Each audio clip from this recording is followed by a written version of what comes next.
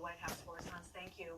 Global health officials are watching a new hotspot today in Africa, with some areas there seeing a surge in cases. And now a new warning from the World Health Organization to NBC News. Without a coordinated plan, the virus could return with ferocity in places already hit. Keir Simmons reports. Tonight, this blunt warning. This virus will just come back. From one of the doctors charged with leading the global response to the coronavirus. It will come back very loudly, roaring, and it will cause further distress. David Nabarro, the World Health Organization, says without a unified global plan, the pandemic will only get worse. Is the United States meeting the conditions you just described of locking down, effectively unlocking carefully? Well, I very much hope that the United States, during the coming weeks, will undertake the release of lockdown in an extremely careful and controlled way. The new warning comes as the US is set to pull an estimated $300 million from the global organization. I just wish the political leaders could understand now is not the time to do this. Don't threaten the organization. Don't take away its money. Don't demonize it. Instead, give us the space to do the work that has to be done.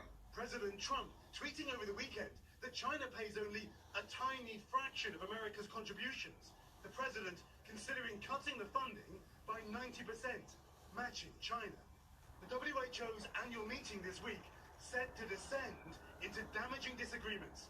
America has threatened not to take part, calling on China to agree to an international investigation into the origins of the coronavirus, which China has rejected.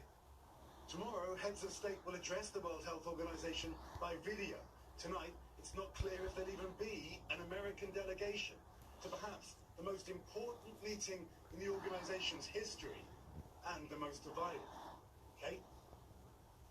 Keir Simmons, thank you. A sudden violent explosion rocked downtown Los Angeles last night, and now we know just what firefighters went through trying to get the blaze under control. Here's Erin McLaughlin. Tonight in downtown Los Angeles, a criminal investigation underway after a massive explosion. Saturday evening, firefighters called to a fire at a warehouse. And you could just feel the pressure of the fire. A smoke shop packed floor to ceiling with materials, including highly flammable butane canisters. Minutes after they arrived, the explosion. As that butane ignited, it blew out of the front of that commercial building like a blowtorch. More than 200 firefighters responded to the scene. Officials say the crew had to go through a fireball. They were coming down the ladder to escape. 12 injured in total, 2 in critical condition.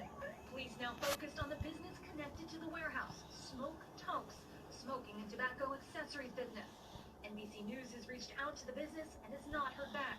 The investigation centered on the butane canisters that exploded on scene. According to sources close to the investigation, officials are now looking into whether the business was legally required to have warning signs, alerting first responders to the potentially deadly hazard. There were none in place, and so the responders had no idea what they were walking into. The firefighters were going on the roof. You started to hear this high-pitched, rumbling sound that was unlike anything you normally hear, and then you had an explosion take place. Tonight, a collective sigh of relief that everyone made it out alive. So scary. Erin, what more are you learning about the condition of those injured firefighters? Kate, 8 firefighters remain in the hospital, 2 in critical condition. 3 were discharged today, all expected to make a recovery. Authorities are calling it a miracle. Kate? Some good news. Erin, thank you.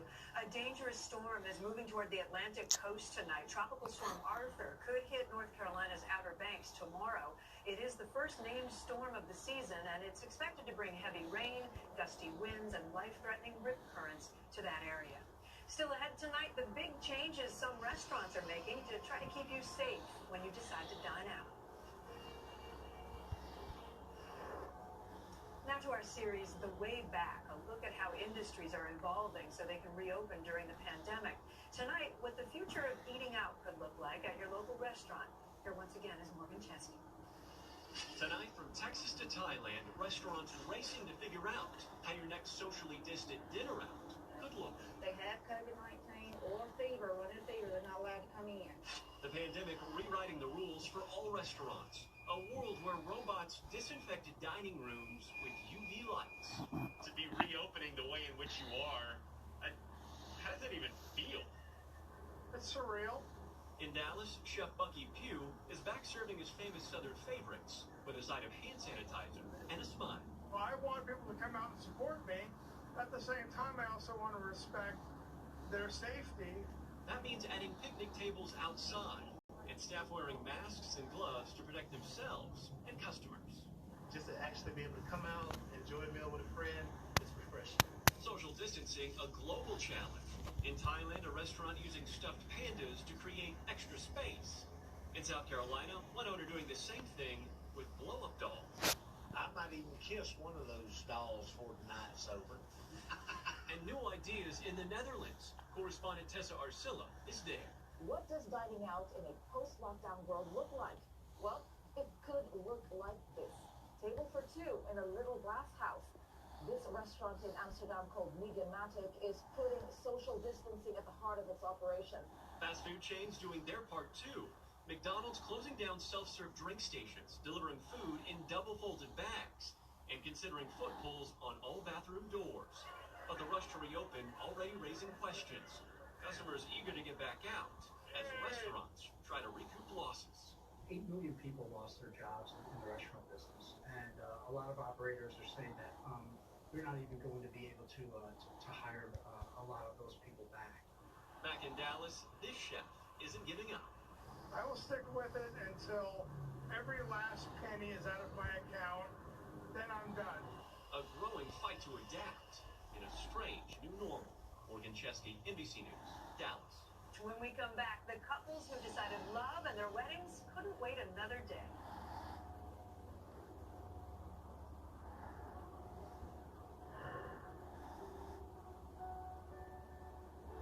There's good news tonight about celebrating love in the time of coronavirus. Dozens of couples decided not to wait any longer for a fancy wedding. Instead, finding joy at the drive-thru. I will share my life with you. Maybe it wasn't the wedding they imagined. We're the best and the worst. We're the best and the worst. For as long as we both shall live. For as long as we both shall live. But it was a day they'll never forget. I'm happy to pronounce that you are husband and wife. With wedding venues closed and marriage licenses set to expire, couples from across Florida thought their special day would never come. So they were calling up, wondering what to do. How can we help them? Moved by their pleas, Gainesville Port Clerk Jess Irby had the idea to reopen and repurpose their courthouse drive-thru window after 20 years. A lot of people thought it was a joke. They didn't think it was for real. And I said, I'm dead serious. We're going to do this. The response, overwhelming. 46 couples lining up for a socially distant drive-thru wedding. We plan on getting married in a few months from now, but because of the pandemic, we weren't sure when we could actually have the wedding. Justin and Joanne Waters now married at the very courthouse where they met. We both worked on similar cases. We started talking to each other in and out of work. Then we eventually ended up here. We were originally supposed to get married in April.